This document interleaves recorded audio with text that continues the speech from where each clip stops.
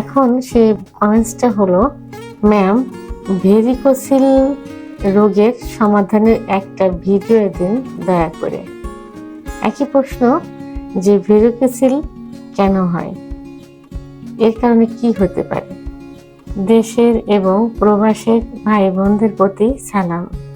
আসসালামু আলাইকুম। আমি প্রভাষক ডাক্তার রিক্তা পারভিন, হোমিওপ্যাথি এবং আয়ুর্বেদিক চিকিৎসক।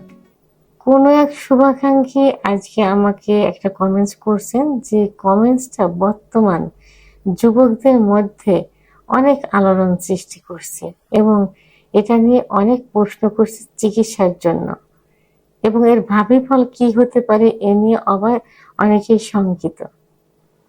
তো তো আসলে ভেরিকোসিলটা কি? ভেরিকোসিলটা হলো অন্ডকোষের ভিতরে কিছু শিরা থাকে, যে শিরা দিয়ে রক্ত শরীরের দিকে ধাবিত হয়। তো কিছু দূষিত রক্ত, যখন সেই দূষিত রক্তগুলো শরীরের দিকে ধাবিত হতে না পারে অর্থাৎ বাধাগ্রস্ত হয়, তখন শিরার ভিতরে আস্তে আস্তে জমা থেকে শিরাগুলো ফুলে যায়। এটাকে ভেরিকোসিল বলে। তো সাধারণত ডান পাশের অন্ডকোষ থেকে বাম পাশের অন্ডকোষটা একটু বড় থাকে এবং শিরাগুলো একটু বেশি থাকে। তো এই শিরাগুলোর ভিতরে সাধারণত রক্ত চলাচল করে। এই রক্ত, দূষিত কিছু রক্ত, এটা শরীরের উপরের দিকে যায়।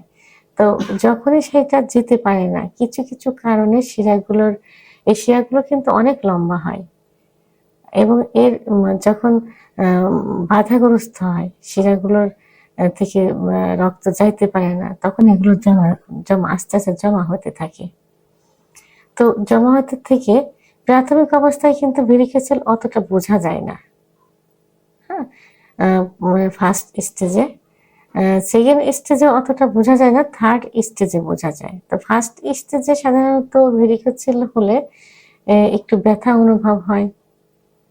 তো তখন যদি বোঝা না যায়, তখন কালার ডপলার আল্ট্রাসাউন্ডের মাধ্যমে কিন্তু এটা বোঝা যায়। আর যখন থার্ড স্টেজে চলে যায়, তখন উঠে দাঁড়ালে অন্ডকোষটা ধরলে একটা, যেমন কেঁচো কেঁচো কৃমি একটা থলে থাকে, তো ওই মনে হয় যে একটা থলির ভিতরে ওইভাবে কেঁচো বা কৃমিগুলো রয়েছে, সেরকম বোঝা যায়, অনেকগুলো বোঝা যায়। তো এটা থার্ড স্টেজে গেলে একদমই এটা বোঝা যায়, তখন ব্যথা অনুভব হয়। যে ব্যথা হলে অনেক সময় কিডনিতে যদি দেখা যায় যে স্টোন হয়েছে বা কিডনিতে টিউমার হয়েছে, সেরকম হলে এখানে ব্যথাটা বেশি অনুভব হয়। তো এটা ধরলেই বোঝা যায়, কিন্তু ফার্স্ট স্টেজ সেকেন্ড স্টেজে কিন্তু ধরলে বোঝা যায় না, তখন আল্ট্রাসাউন্ড করতে হয়, অর্থাৎ কালার ডপলার আল্ট্রাসাউন্ড। তো এখন আবার অনেক পুরুষ বন্ধ্যাত্বে পরিণত হয়। তখন তবে ভেরিকোসিল হলেই যে বন্ধ্যাত্ব হবে এমন না, অনেক ভেরিকোসিল রোগীও কিন্তু বাচ্চা হয়েছে। আবার অনেকের হয় না, যাদের হয় না তাদের ক্ষেত্রে দেখা যায় যে ভেরিকোসিল শুক্রাণু তৈরিতে বাধাগ্রস্ত করছে, তখন কিন্তু এটা সার্জারি অনেকে করে থাকে। যদি ভেরিকোসিলের কারণে শুক্রাণু তৈরি হতে সমস্যা হয়, সে তখন সার্জারির প্রয়োজন হয়ে থাকে। আবার হরমোন তৈরি হয় কিন্তু এই অন্ডকোষে, তো এই হরমোন তৈরিতে অনেক সময় বাধাগ্রস্ত হয়, যে কারণে যৌন অক্ষমতা আসে। সেক্ষেত্রে অনেক সময় কিন্তু অপারেশনের প্রয়োজন হয়ে থাকে। আবার অনেকে খেলাধুলা করে, যারা ক্রীড়াবিদ, যারা খেলাধুলা করে, তো অনেক সময় দৌড়ঝাঁপ লাম্প দিলে এর ভিতরে যে দূষিত রক্তগুলো থাকে, যে জমাট বাঁধা থাকে, তখন সেখানে পেইন অনুভব হয় এবং অস্বস্তি লাগে। তখন এই ক্রিয়াকার্য সফলতার জন্য, ক্রিয়াকার্য চালানোর জন্য অপারেশনের প্রয়োজন হয়। আবার নেভিতে, আর্মিতে যখন নিয়োগপ্রাপ্ত হয়, তখন ভেরিকোসিল ধরা পড়লে অনেক সময় অপারেশনের সাজেস্ট করে থাকে, কারণ তাদেরও অনেক দৌড়ঝাঁপ, যুদ্ধ বিগ্রহ অনেক কিছু থাকে, তখন ভেরিকোসিলে ব্যথাগ্রস্ত হয়। তখন সার্জারি প্রয়োজন হয়ে থাকে। আবার যারা বিদেশে যায়, বিদেশে যাওয়ার সময় যখন মেডিকেল করে তখন ধরা পড়লে তখন সার্জারি করতে হয়। তাছাড়া বিশেষ ক্ষেত্রে অতটা সার্জারির প্রয়োজন হয় না। তাহলে বিশেষ বিশেষ ক্ষেত্রে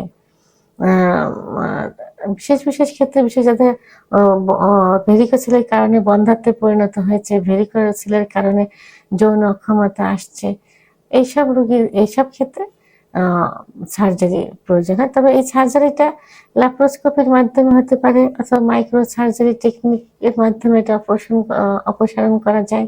তবে সর্বোৎকৃষ্ট চিকিৎসা কিন্তু হোমিওপ্যাথি চিকিৎসা, যে চিকিৎসার মাধ্যমে বিনা অপারেশনে কিন্তু ওষুধের মাধ্যমে কিন্তু এই ভেরিকোসিল ঠিক করা সম্ভব। তো একটু লং টাইম ওষুধ খেতে হয় কিছুদিন, এটা তাহলে এই হোমিওপ্যাথি চিকিৎসার মাধ্যমে এটা সমাধান দেওয়া কিন্তু সম্ভব হয়।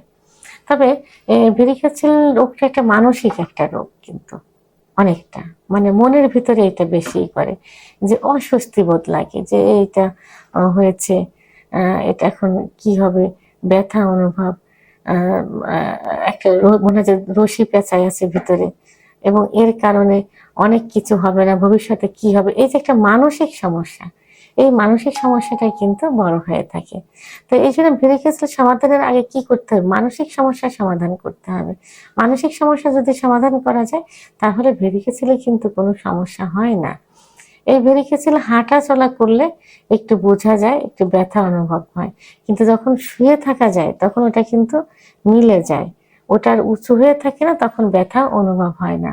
আবার টাইট আন্ডারওয়্যার পড়লে কিন্তু অনেক সময় ব্যথা উপশম হয়।